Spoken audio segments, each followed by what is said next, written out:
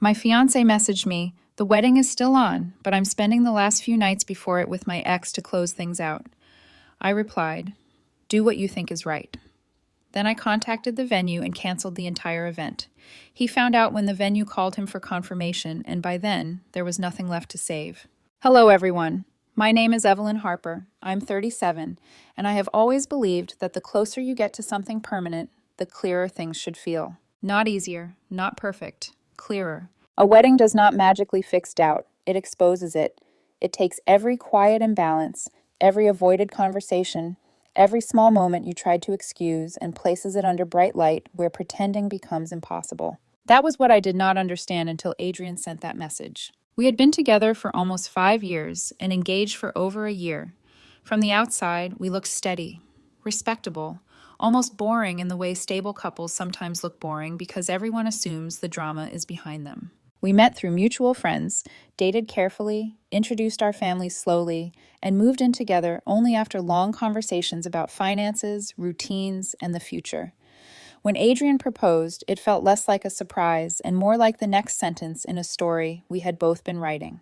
At least that was what I believed. Wedding planning had been stressful, of course. Guest lists, seating charts, flowers, menu changes, his mother wanting more relatives invited, my sister warning me not to let his family take over the entire ceremony. The normal things. But none of it felt dangerous. Until a few weeks before the wedding. Adrian started becoming distracted in a way that was difficult to accuse directly. He was still kind, still affectionate when he remembered to be, still saying the right things, but his attention had started leaving the room before his body did. I would ask about the music list, and he would answer half a second too late. I would mention the vows, and he would smile, but his eyes would drop to his phone. At dinner, he started turning the screen face down. Small things. The kind of things that make you feel foolish for noticing. Then one evening, while we were folding place cards at the dining table, his phone lit up. I did not look on purpose, but the name appeared bright enough for me to see. Lena. I knew who Lena was. His ex-girlfriend. Not a dramatic ex. Not someone he claimed to hate. That almost made it worse. She was the woman he described as complicated history, the kind of phrase people use when they want credit for honesty without giving you enough detail to feel secure. I asked once, early in our relationship, whether there was anything unresolved between them. He laughed softly and said, "No, that was years ago." But when her name appeared, his thumb moved too quickly. He turned the phone over like the screen had burned him. "Work?" I asked. He looked up. "No, just something old." Something old. The words stayed with me longer than they should have, because old things do not usually demand secrecy unless someone has started making room for them again. I did not confront him that night.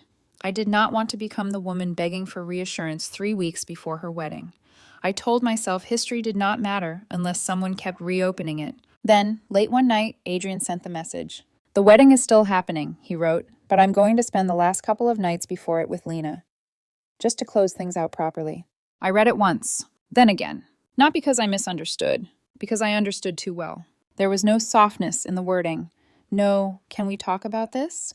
No, "Would this hurt you?" No, "I know the timing is terrible." He had already decided. He was not asking his future wife whether she felt respected. He was informing me of an arrangement he expected me to absorb. That was the first crack. Not Lena, not even the idea of closure. The crack was realizing Adrian believed our wedding could remain standing while he stepped emotionally outside of it, just long enough to comfort himself. I sat on the edge of the bed with the phone in my hand. The apartment was quiet. The ivory invitation envelopes were still stacked on the desk.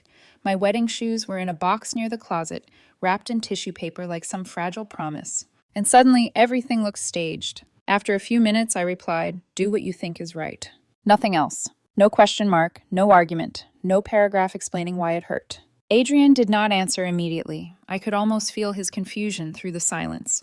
He had expected resistance, maybe tears, maybe a demand, maybe for me to prove how much I wanted him by begging for basic respect. But in that moment, I learned something very clearly. When someone gives you a decision disguised as information, you do not need to negotiate. You only need to decide what their decision means for you. I placed the phone on the nightstand and stared at the ceiling. I was not angry in the way I expected to be. I was not shaking. I was not crying. I was still, and that stillness scared me more than rage would have. Because rage still wants something. Stillness means something inside you has stopped reaching. By morning, I already knew the wedding could not happen the way it had been planned.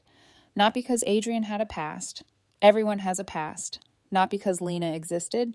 She had existed long before me. But because days before becoming my husband, Adrian chose to create doubt and expected me to call it maturity. He wanted closure with her. I needed clarity from him. And those two things were no longer compatible. The morning after his message, our apartment looked exactly the same. Sunlight still came through the dining room windows. The half-finished seating chart still sat beside fabric samples and handwritten notes from my sister.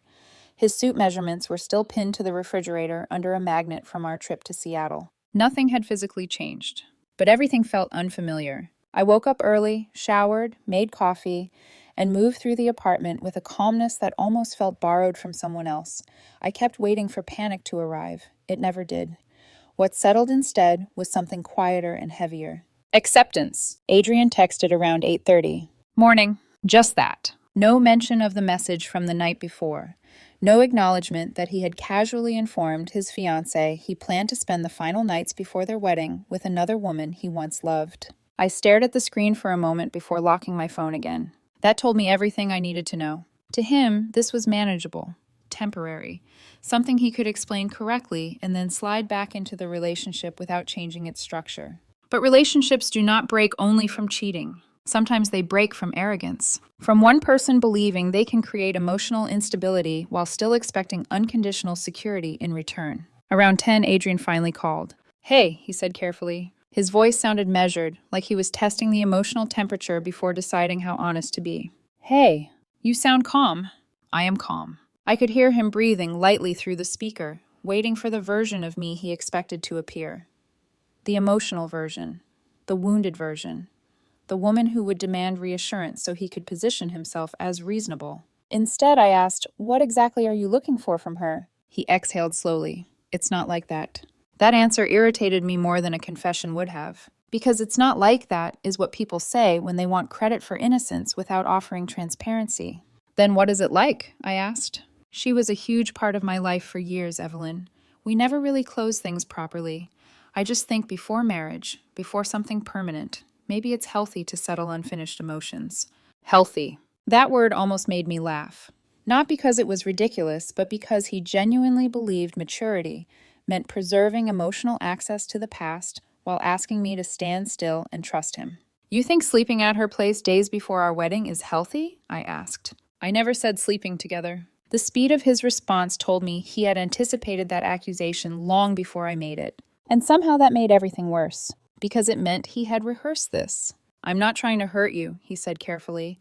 "I just don't want unresolved feelings following us into marriage." I walked toward the kitchen window and looked down at the parking lot below. "You know what follows people into marriage?" I asked softly. "What?" "Disrespect." For the first time since the conversation started, Adrian did not immediately have an answer ready. Then he shifted directions. "You're making this bigger than it is." There it was. The first attempt to reduce my reaction into overreaction. "I don't think I am," I replied. "Evelyn." "No, listen to yourself. You are asking your fiancé to emotionally tolerate another woman right before your wedding because you suddenly need closure." "It's not sudden." That caught my attention. "What does that mean?" Another pause. Too long. "It just means these thoughts didn't appear overnight." Something cold moved through my chest, because now the timeline changed. This was not one impulsive decision. This had been growing quietly while we picked flowers, finalized menus, mailed invitations, and smiled through engagement photos. "How long have you been talking to her again?" I asked. "It's not like we've been secretly meeting." Not an answer. "How long?" "A few months." Months. I closed my eyes briefly. There is a specific kind of pain that comes from realizing you have been emotionally alone inside a relationship before you knew it. Suddenly, dozens of little memories rearrange themselves into a different shape. The phone face down on the table, the delayed answers, the strange distance I kept trying to explain away as wedding stress. It was not wedding stress. It was divided attention. "I didn't tell you because I knew you'd react like this," he said quietly. That sentence nearly ended the conversation for me right there. Because people always say that as if secrecy was forced on them, as if dishonesty becomes understandable when honesty might create consequences. I sat down slowly at the dining table. "You should probably go stay with Lena now," I said. "What?" "You already made your decision." That's not fair. No, I replied softly. What's unfair is building a future with someone while keeping another emotional door open behind them. He went quiet again. I could feel him losing control of the conversation, not because I was yelling, but because I was not. Emotion would have given him something to fight. Calmness forced him to hear himself clearly. I still love you, he said finally. That was the moment something inside me detached. Because love was no longer the relevant question. People think relationships end when love disappears. Most of the time, they end when respect does. After we hung up, I sat alone for almost an hour. The wedding venue contract was still open on my laptop from the week before.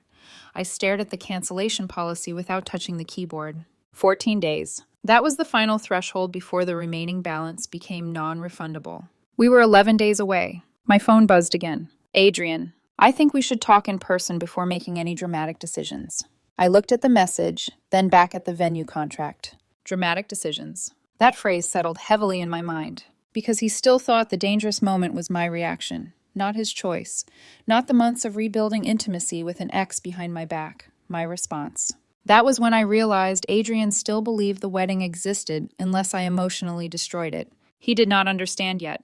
The wedding had started collapsing the moment he decided doubt mattered more than commitment. He just had not heard the sound of it falling. I stared at the venue contract for a long time before I finally picked up my phone. Not because I was uncertain, but because I understood the weight of what I was about to do. People think endings happen in explosive moments, but the real ending usually happens quietly. When one person finally stops trying to protect a future, the other person has already loosened their grip on. The venue coordinator answered on the second ring. Good morning, Bellamy Estate Events. This is Claire speaking. Her cheerful tone felt surreal against the silence in my apartment. Hi, Claire, I said calmly. This is Evelyn Harper. I'm calling about the Harper Cole wedding reservation for next Saturday. Oh, yes, of course. We're almost ready for you two. Final floral confirmation came through yesterday.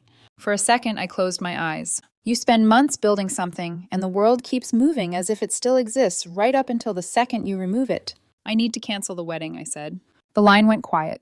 I'm sorry, Claire said carefully. Did you say cancel? Yes. We're 11 days out from the event, she said gently. There are financial penalties at this stage. I just want to make sure you understand before we proceed. I understand. Would you like time to discuss it with your fiancé before making the final decision? That question hurt more than I expected, because she still believed there were two people protecting this marriage. No, I replied. The decision is final. Claire's voice softened after that. Not curious, not intrusive, just human. All right, I'll begin the cancellation process. There will be documentation sent for signatures.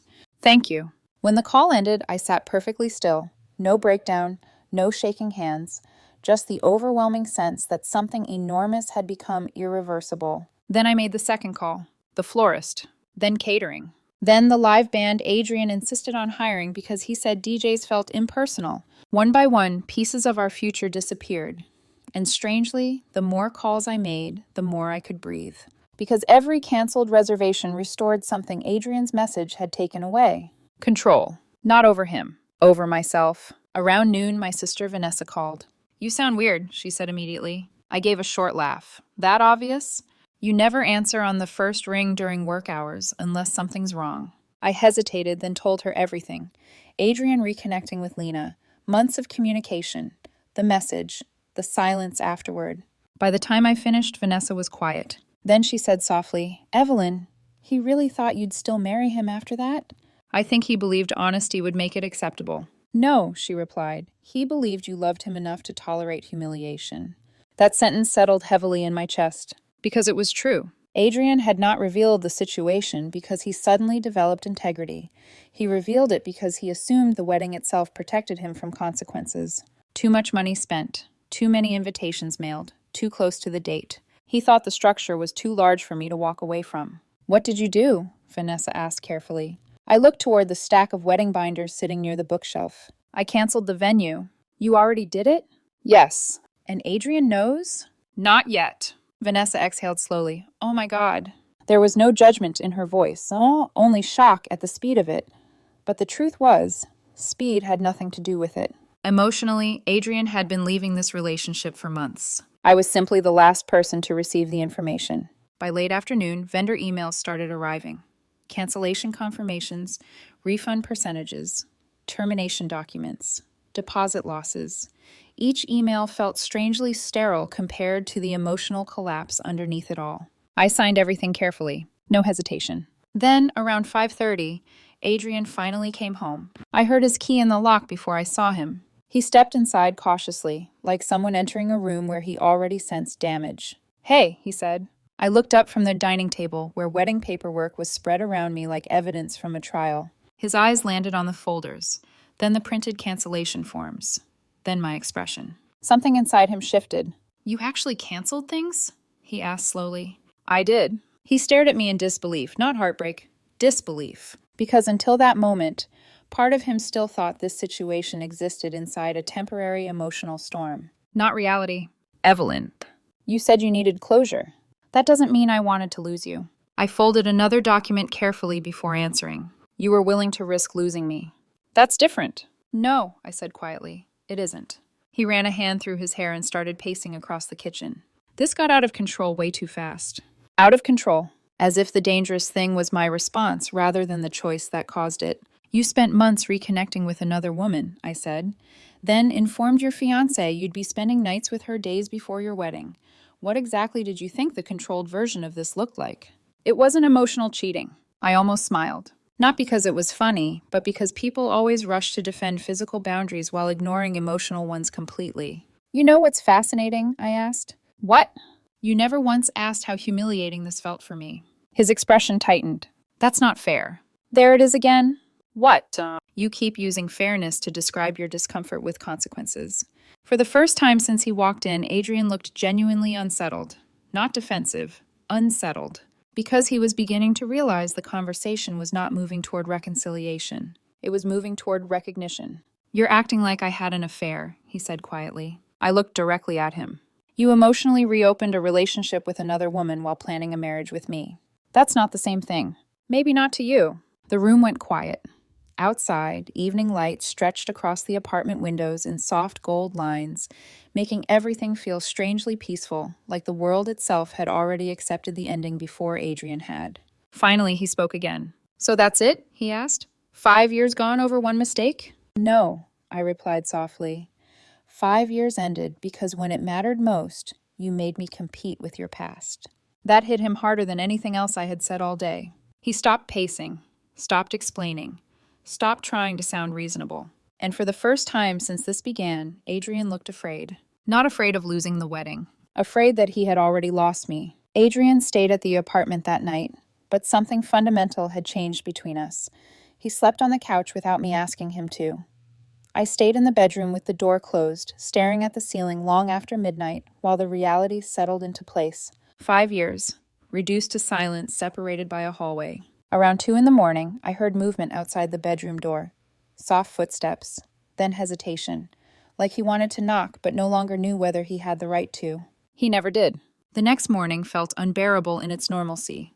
Adrian still made coffee, still wore his navy work jacket, still checked emails at the kitchen counter like our lives had not just collapsed in slow motion. That almost hurt more than the betrayal itself. The ability people have to continue routine while someone else is emotionally bleeding beside them. "You're really not reconsidering?" he asked quietly before leaving for work. "No." His jaw tightened. "You're ending everything without even trying to work through it." I closed my laptop carefully. "You already worked through it," I said. "You just did it without me." He looked away. Not angry. Cornered. Because deep down, Adrian knew the timeline mattered. The emotional reconnection with Lena had not started after relationship problems. It had started while we were still pretending everything was stable. That changed everything. He left for work shortly after. The apartment became quiet again, but unlike before, the silence no longer felt uncertain. It felt finished. Around noon, my phone buzzed with a message from an unknown number. "Lena. Hi, Evelyn. I know this probably isn't my place, but I think there's been a misunderstanding." I stared at the message without moving. Of course he had spoken to her. And somehow, that detail hurt in a different way. Not because Lena contacted me, but because Adrian had shifted emotional intimacy toward her enough for my pain to become part of their conversation. A second message appeared. Nothing inappropriate happened between us. Adrian was confused and trying to process old emotions before the wedding. Confused. People always use soft language when they want ugly behavior to sound thoughtful. I finally replied. If he was confused days before marrying me, then canceling the wedding was the correct decision. 3 dots appeared, disappeared, then appeared again.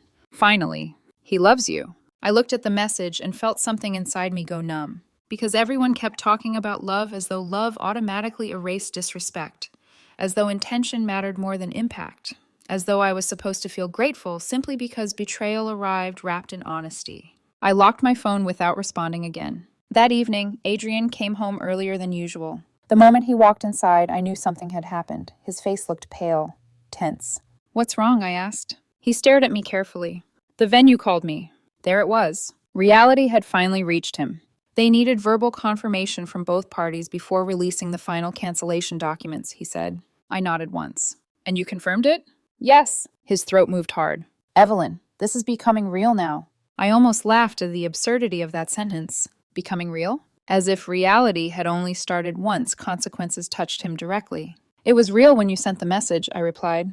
"That's not what I meant." "Then what did you mean?" He dropped his keys onto the counter harder than intended. "I mean, this doesn't feel fixable anymore." For the first time, his voice cracked slightly, and strangely, that was the moment I saw the fear underneath everything else. Not fear of losing me emotionally, fear of permanence. Because until now, Adrian had treated our relationship like something flexible enough to survive whatever emotional confusion he wanted to explore. Now he was discovering that some choices permanently alter how another person sees you. "I thought you'd be angry," he admitted. I was. No, I mean really angry. Yelling, fighting, something. And because I wasn't? It felt temporary. That honesty hit harder than manipulation would have, because it revealed exactly how he viewed emotional damage. If I cried, argued, demanded reassurance, then the relationship still existed. But calmness frightened him, because calmness meant I was already stepping away. "You know what the worst part is?" he asked softly. I waited. I genuinely thought being honest about Lena made me a better person. For a second, I just stared at him. Then I said, "Honesty after months of secrecy isn't integrity, Adrian." He looked like that sentence physically hurt. Good. Not because I wanted revenge, but because I needed him to finally understand the difference between confession and accountability. He sat across from me at the dining table, the same table where we had once discussed honeymoon destinations, and future children and retirement cities. Now cancellation paperwork sat between us instead. "I didn't plan for this to happen," he said. "You planned enough to hide it." "I wasn't hiding. You turned your phone face down around me." He went silent. "You emotionally invested in another woman while asking me to plan a marriage with you." Another silence. "You made me feel ridiculous for noticing distance." His eyes dropped. And there it was. Recognition. Not complete, not clean, but beginning. The apartment felt suffocating after that conversation, so I grabbed my coat and headed toward the door. "Where are you going?" he asked immediately. "Out." "Can we please finish this conversation?" I stopped near the doorway and looked back at him. The exhaustion on his face suddenly made him look older than 39, less confident, less certain, like he was finally seeing the collapse clearly now that he was standing inside it. "There's nothing left to finish," I said softly. "That can't be true." "It is." His expression tightened with panic. "Evelyn, don't do this." I held his gaze for a long moment. Then I answered with the calmest voice I had used yet. "You already did." And for the first time since this started, Adrian looked completely shattered. After that night, he stopped pretending this was temporary. The confidence disappeared first, then the explanations, then the carefully constructed language he had been hiding behind since the beginning. Closure, confusion, old emotions, healthy processing. All of it collapsed under one undeniable truth. He had risked our future for a feeling he should have dealt with before asking me to build one with him. For the next few days, we moved through the apartment like strangers trapped inside a memory neither of us knew how to leave properly. Sometimes he tried talking normally, as if routine could soften what happened. "Do you want coffee? Did a package arrive? Your mom called earlier." Small domestic conversations floating on top of emotional ruin. Other times, he watched me carefully, waiting for some sign that I might change my mind. I never did. Then, 3 days before what would have been our wedding, Adrian came home carrying flowers. White roses. My favorites. I looked at them for several seconds before meeting his eyes. "You used to bring those after every argument," I said quietly. His expression shifted. "This isn't just an argument." "No," I replied, "it isn't." He set the flowers down slowly on the counter. "I know I handled this badly." Badly. As though this had been a communication problem instead of a character reveal. "I never wanted to hurt you." "But you accepted the possibility." That shut him up immediately, because that was the truth underneath everything. People rarely intend consequences while they are prioritizing themselves. They just assume consequences will somehow become manageable later. Adrian walked closer carefully. I thought honesty mattered. It does. Then why does it feel like telling you the truth destroyed everything? I looked at him steadily. Because the truth revealed something I couldn't unknow. He sat down slowly across from me. You really believe I would have cheated on you? No, I answered honestly. That surprised him. Then why are we here? Because loyalty isn't only physical. He stared at me, so I continued. You reopened intimacy with someone you once loved, while asking me to trust that our marriage still meant something solid to you. It wasn't like that. Then why hide it for months? That question landed harder now than before, because the further we moved from the initial shock, the less room remained for edited explanations. I didn't know what it meant yet, he admitted quietly. There it was, the real answer. Not maturity, not emotional health, not closure. Curiosity. The desire to revisit a version of himself connected to another woman before fully stepping into permanence with me. Maybe some people would have forgiven that. Maybe some would have called it normal fear before marriage. But I could not marry someone who needed to emotionally test the past before committing to the future. I loved you, Adrian said quietly. The past tense did not escape either of us. His face shifted immediately after he realized what he had said. I know what you meant. No, Evelyn. You changed the tense before I did. That silence afterward felt devastating. Because deep down, both of us understood something painful. Relationships usually end emotionally long before they end officially. And Adrian's emotional withdrawal had started months ago. Later that evening, my mother called, asking about final wedding seating arrangements. Honey, she said warmly, your aunt keeps asking whether her table is near the dance floor. I closed my eyes. There is something uniquely heartbreaking about hearing people continue planning a future that no longer exists. Mom, I said softly, the wedding's canceled. She went quiet. Then, what? I explained everything carefully, not every detail, just enough. By the time I finished, my mother sounded stunned. He wanted to spend nights with his ex before the wedding? Yes. And he thought that was acceptable? I think he thought honesty would protect him. My mother exhaled sharply. No, he thought your love would. That was the second time someone had said that to me, and hearing it again made it impossible to ignore. Adrian had not trusted the relationship. He had trusted my tolerance. After I hung up, I noticed him standing quietly near the hallway. He had heard enough. I'm not a monster, he said softly. I know. Then why does everyone suddenly talk about me like I betrayed you? I almost could not believe the question. Because you did. I didn't sleep with her. This stopped being about sex days ago. He looked genuinely frustrated now. Then what do you want me to say? Finally, there it was. Not remorse. Exhaustion. The exhaustion people feel when consequences last longer than they expected. I stood slowly from the couch. I wanted a husband who protected the relationship before marriage, I said, not someone who explored emotional alternatives right before it. She wasn't an alternative, but she was an option. That sentence hit him so hard he physically stepped back. And for the first time since everything began, Adrian stopped defending Lena completely, because suddenly he understood the deeper issue. It was never about whether he planned to leave me. It was about the fact he needed to revisit another woman at all before promising permanence. That was the fracture. Not lust, not cheating. Doubt. And doubt introduced at the altar becomes poison. That night, Adrian slept at a hotel for the first time since this began. Not because I asked him to, but because he finally understood the apartment no longer felt like home. After he left, I walked slowly through the quiet rooms alone. The unopened wedding gifts still sat stacked near the wall. A blender, crystal glasses, monogrammed towels with our initials stitched together permanently in navy thread. EH and AC. I stared at them for a long time. Those letters were supposed to look romantic. Instead, they looked like evidence from a life I had almost entered without knowing the full truth. Then I laughed softly to myself. Not because anything was funny. Because sometimes the only thing left to do when a future collapses is acknowledge how close you came to building your entire life on the wrong version of someone. And somewhere across the city, Adrian was probably realizing the exact same thing about himself. The morning that was supposed to be my wedding came anyway. That was the strange part. Even after something dies, the date still arrives. No makeup artists arriving at dawn. No bridesmaids laughing in matching robes. No photographers documenting emotional, getting-ready moments beside champagne glasses and white flowers. Only an apartment too quiet for what the day was supposed to be. I woke up earlier than usual and stood by the kitchen window with coffee in my hands, while rain moved softly across the city skyline. The forecast had promised clear skies all week, but that morning, the weather changed. It felt appropriate. My phone buzzed constantly. Relatives, friends, confused guests slowly realizing something was wrong after receiving cancellation notices from the venue. I ignored most of them, not because I was ashamed, because I was exhausted. Around 11, Vanessa arrived carrying pastries and a coffee tray she clearly did not need. "You look terrifyingly calm," she said after hugging me. "I think I ran out of emotional energy 3 days ago."